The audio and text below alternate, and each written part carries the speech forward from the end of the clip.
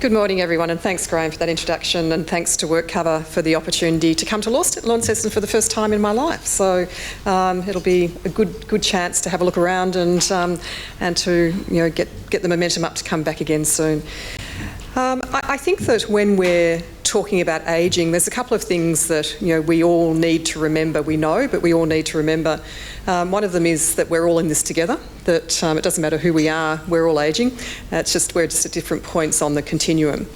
And the second thing is, and this really has been brought home to me through my research work and working with health practitioners and gerontologists in particular, that how we age is very much dependent on the choices we make and the actions we take. We have enormous power to influence how successfully we age. And certainly that flows on to well-being. That I think often we feel that the ageing process and to some degree our well-being is a matter of genetics. We know that's not the case, that our genetics provides us the framework. How we fill in that framework is very much about the choices we make and the actions we take. And today I'm going to talk to you a bit about a model that I use, a scientific model that I use in the work on wellbeing that I do in our client organisations and in at EY itself. And that's the Workability Model and Index. And this model and index were developed by Professor Juhani Ilmarinen from the Finnish Institute of Occupational Health during the 1980s. And Juhani has been a very kind mentor to me and my research team over the years in looking at how that model translates into the Australian context. And so I've had the privilege many times to listen to Juhani presenting. And one of the things that Juhani often starts his presentations with is to talk about ageing and how we measure age. And Juhani is an internationally renowned physiologist, and his view is that there are many different ways of measuring age. There's and three of them that are important are our chronological age, our biological age, and our psychological age. Now we use chronological age, so our date of birth and measuring forward from there, as the most common measure for age. But the reality is, of those three measures, it's actually the least accurate. And when I thought about that, I thought about people that I knew who were reaching the age of 60. And some of those people were incredibly alive, young, active, and for me, didn't represent what 60 sort of stood for in my mind at all. And others of people in my networks who are reaching the age of 60 feel pretty worn out, old, not particularly active, not particularly excited about life, and they really do feel sort of older to me. So even in my own network, I can see the difference between people of the same chronological age. We know that biological age is a much better measure of age, and that at the age of 14, your biological age deviates by a range of around 6 years, so from around 11 to 17. So you've got you can have a 14-year-old who biologically is much more like an 11-year-old, a 14-year-old who biologically is much more like a 17-year-old.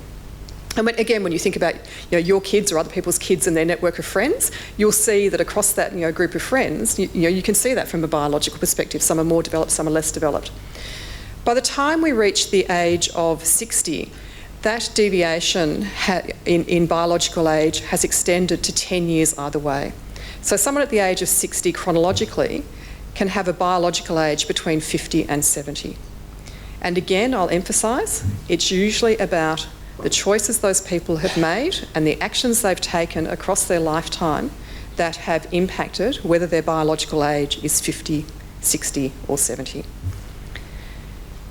When Juhani talked about this, it was about the same, and the last time I heard Juhani talk about this, it was about the same time, and it was a few years ago now, so I don't know if you remember when Keith Richards fell out of the coconut tree in, I think he was in Fiji or somewhere, and ended up in hospital in New Zealand. And it got me thinking about the three ages, that if we're carrying these sort of three measures of age with us across life, is there any relationship between the three? And this is what researchers think about stuff like this. And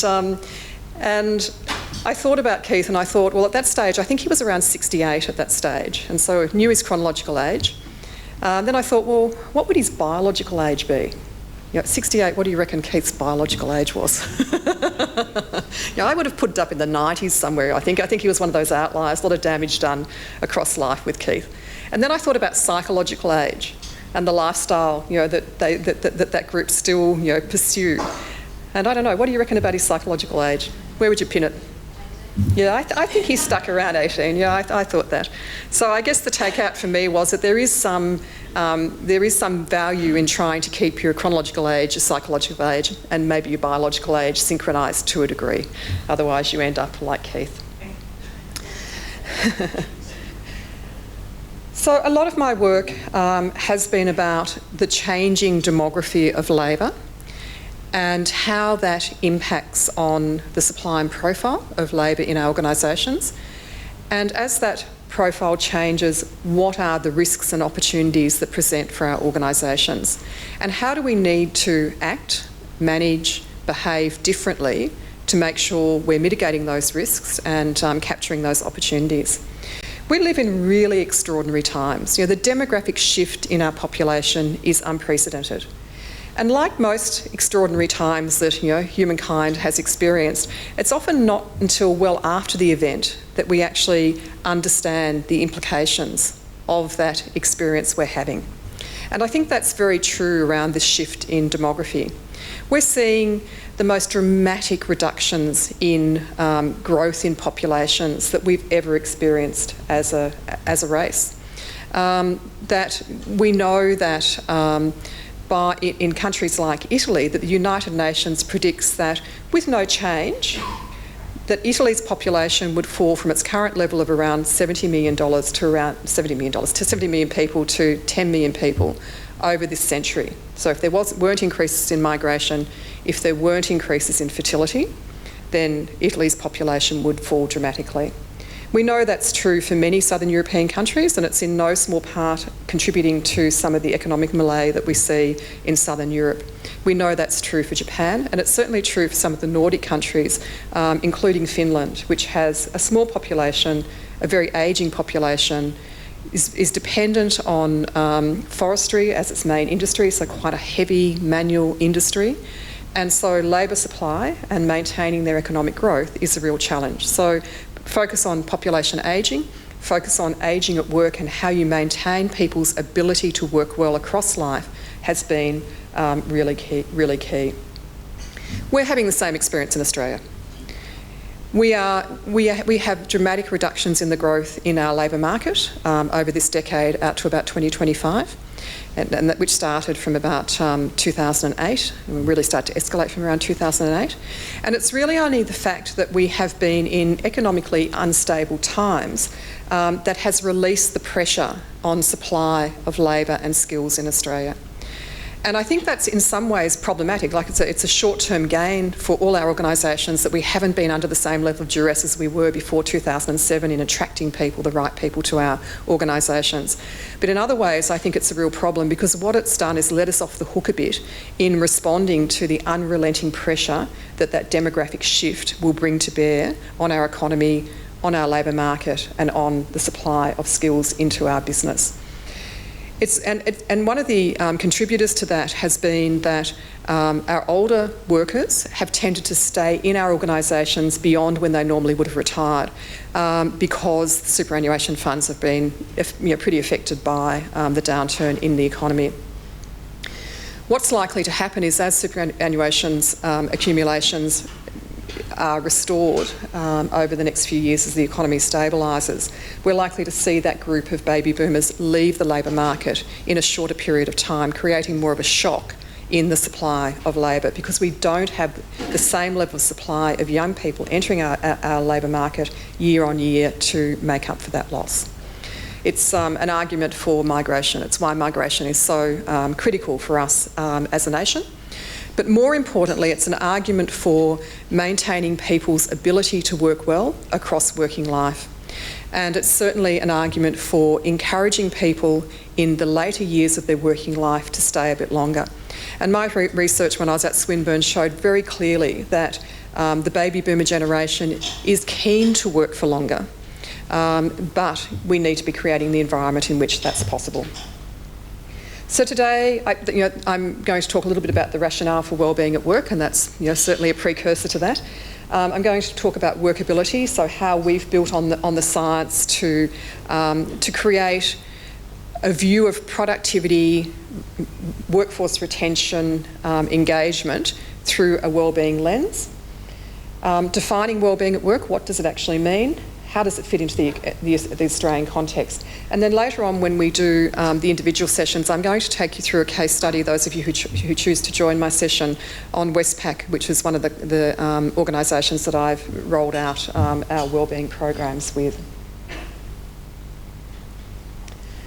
So when I talk to clients about why focus on wellbeing, there's a number of things that I talk about. One is that the focus on cost is here to stay.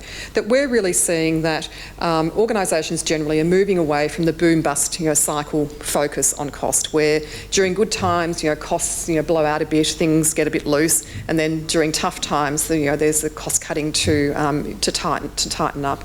We've actually seen through this period of economic instability, organisations take note of how they can actually sustain that focus on cost across that cycle. So wellbeing delivers significant cost benefits. When you look after the wellbeing of your workers, it delivers significant cost benefits. And I'm going to show you some of those later on. Two of our biggest challenges in Australia from an economic perspective are labour productivity and workforce participation. And I've talked about that in the context of an ageing workforce. Then at the organisational level, there's a dynamic that we see very clearly in organisations, and that is that increasingly we expect our organisations, our employers, to treat us as individuals. A focus on wellbeing works from the individual up. So it's a great way to demonstrate that you're thinking about your people as individuals in your organisation. And the last thing is that there is absolutely no doubt that we all need to be more resilient to change. And I think we're so overwhelmed, so sort of constantly hit by the message of change that it's almost dulled for us. But when we look at the next decade, the transformational nature of technologies over the next decade, the impacts of demography, the market expansions, the new products that will come to bear, mean that many of the jobs today will no longer be in demand, and there'll be a whole range of new jobs that we don't even know about yet.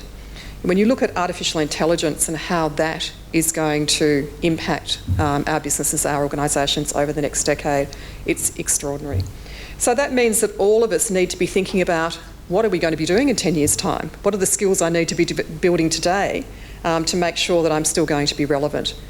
How do I make sure that when in the face of change, I don't freeze and get frozen out? I actually see the opportunity in it and able to embrace that opportunity. So let me talk about workability for a moment. This is the Finnish Institute model and index that I was talking about. The Finnish Institute, surprisingly, in a population of 7 million people, is the second largest institute of occupational health in the world. It is a very well-respected institute. They built the workability model in the 1980s, and I think the progressiveness of that in that era when we were starting to take a very compliance view of health and safety in workplaces through our health and safety regulations, for me is quite astonishing. They were, they had many of those frameworks already in place, and so they were thinking about, okay, now that we've got the risk side of health and safety in the workplace is pretty well sorted, how do we move to the other side, which is preventing that risk in the first place? So how do we work with people across their working life to make sure that they don't end up on our log of claims? And the things that Juhani Ilmarinen thought about with that, and he tested scientifically, were the broad range of factors that impact our wellbeing at work, or as he calls it, our workability.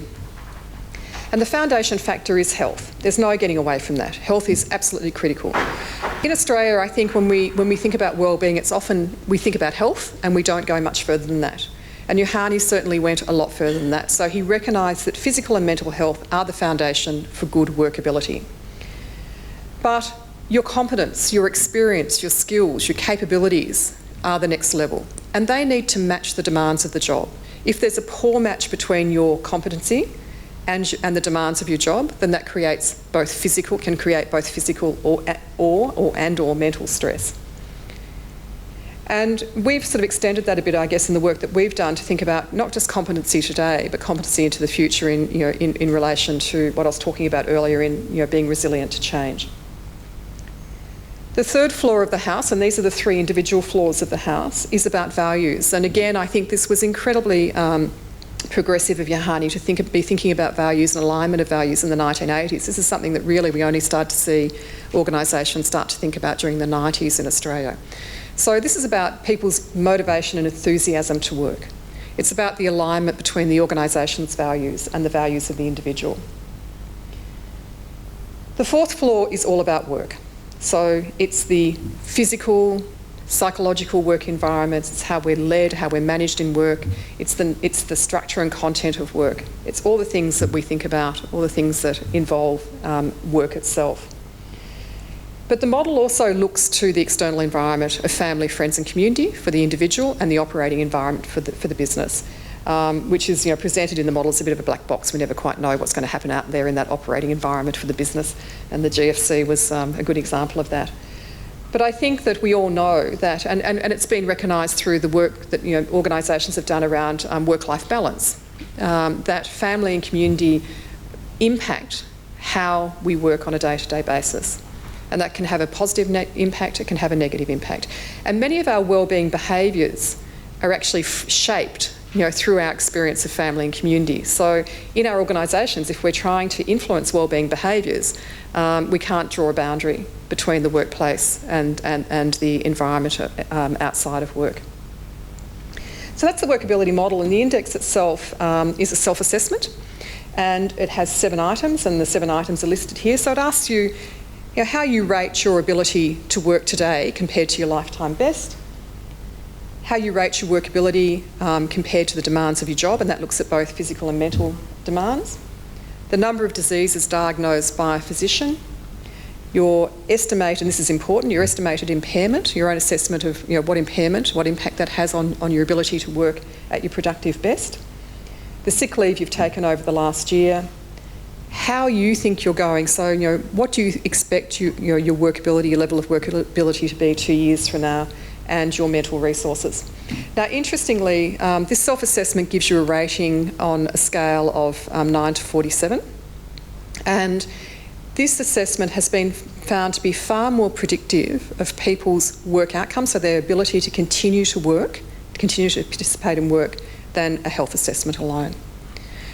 It's an index that has been used for over 30 years through longitudinal studies, and the cohort that they followed through the longitudinal studies are now between the age of 75 and 83, and in the last study's findings, it showed that people who scored well on the Workability Index in mid-working life, when they reached between the age of 75 to 83, were more likely to be living independently, more likely to be alive to begin with, which is a good outcome, more likely to be living independently, less likely to have health issues, less likely to be drawing on social and medical services.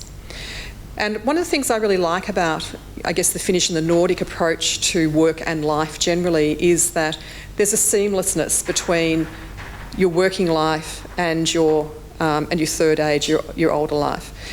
So the Finnish Institute is very excited that what they're doing through their work around workability is actually promoting wellbeing into the third age beyond working life, and it has broader social and economic contributions through that to Finland as a nation.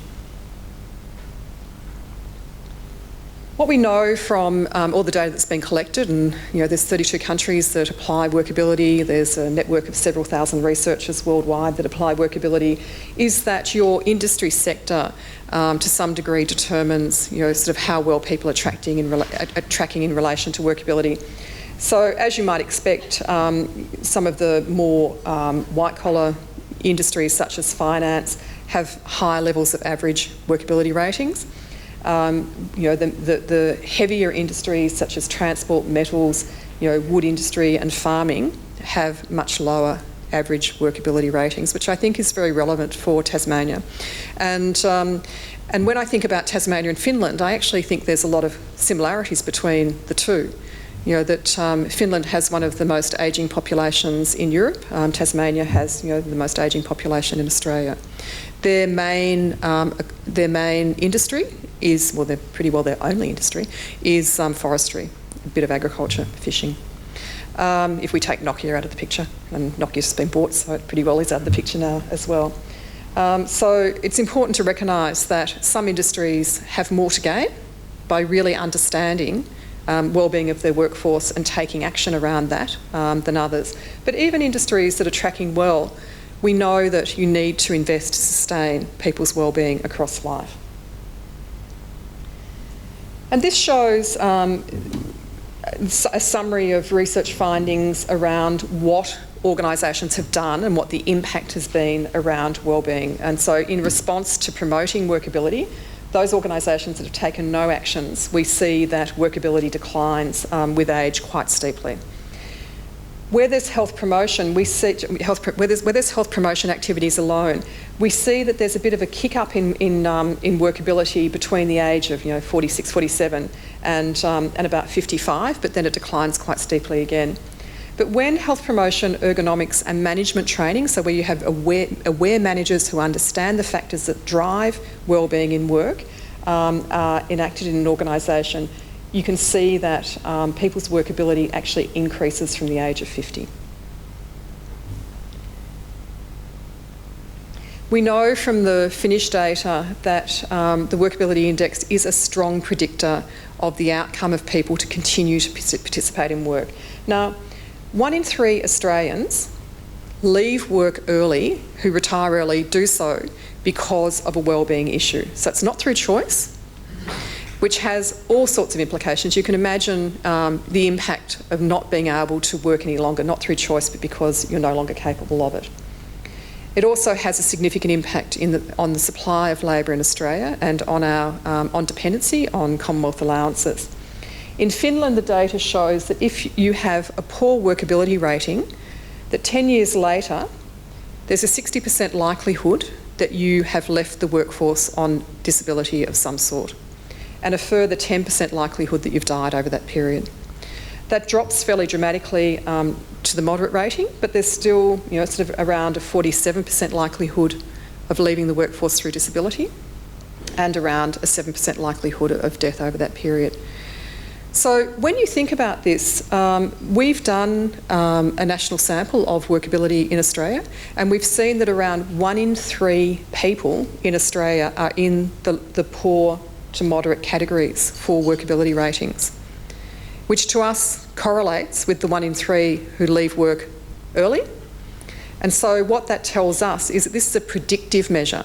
This can profile the group at risk in your organisation of leaving the workforce not through choice but through a wellbeing issue. And that's the same group that are more likely to end up as a WorkCover liability for your organisation as well. We also know that workability ratings, and that's what the other chart on here shows, overall decline with age. Age is not a predictor of workability. You can have people at the most advanced age in work who have very high workability ratings, but over time we see greater deviation in scores. So there's more, the range deviates with age. You can also have younger people with very poor workability ratings. So age is not a predictor of workability, but overall workability declines with age. But that decline is not, can be prevented. If you understand what the risk profile is in relation to wellbeing in your organisation, if you target those risks directly, then we know over a 2-year period you can actually increase people's workability scores. And in the organisations where workability has been implemented, in the many organisations, many thousands of people that have been subject to workability interventions, we know that around 95% see an improvement in their workability rating, and that there's about a 4.5% group who just plateaus, the decline in workability just plateaus, and there's about a 0.5% group whose workability continues to decline. This is very powerful. So doing the assessment, having the evidence, allows you to target the risks, the known risks, and that means you get a better return on the investments you're making in your people. You're already making a huge amount of investment in your people in a whole range of different ways. The question is, are you targeting the right things through that investment? So it's not about doing a whole lot of new stuff, it's not about spending a whole lot of new money, it's about making sure that the money that you are spending is doing the right stuff to get a result.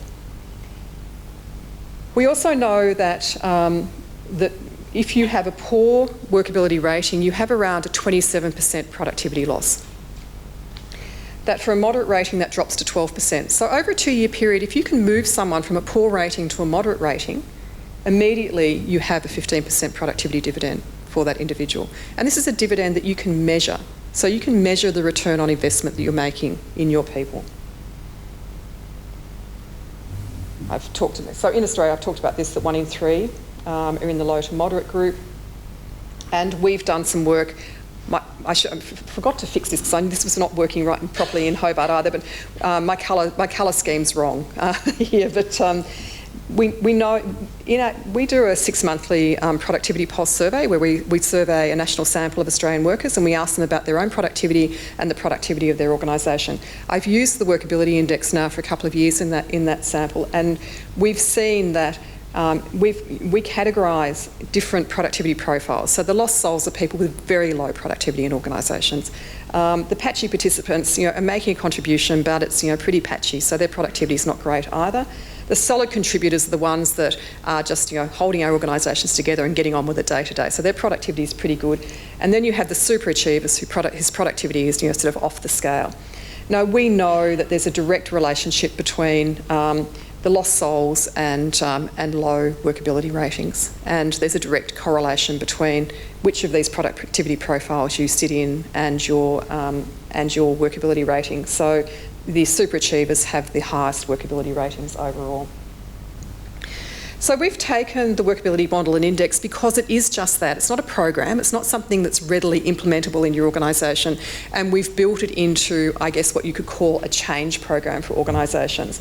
So we've used the research that I've done over the last 10 years around workability and the work that I've done with a range of organisations in my time at EY to redefine wellbeing in the context of the Australian workforce.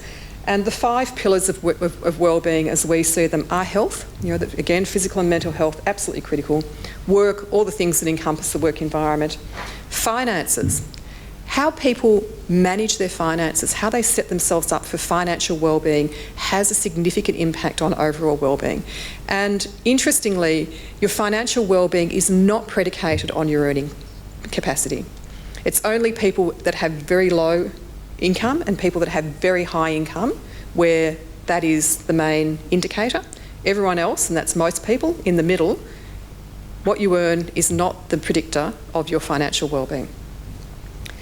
Values, of course, picking up from workability, and family and community.